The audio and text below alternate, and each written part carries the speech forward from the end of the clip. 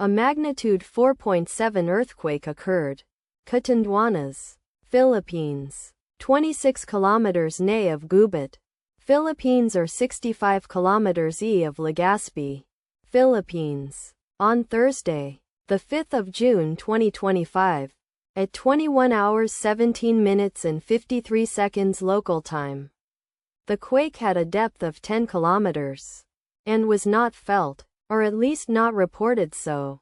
Data source from EMSC. Did you feel it? Let us pray. May the earthquake that occurred not affect our brothers and sisters there. May the earthquake not happen again. And may God protect everyone. Amen.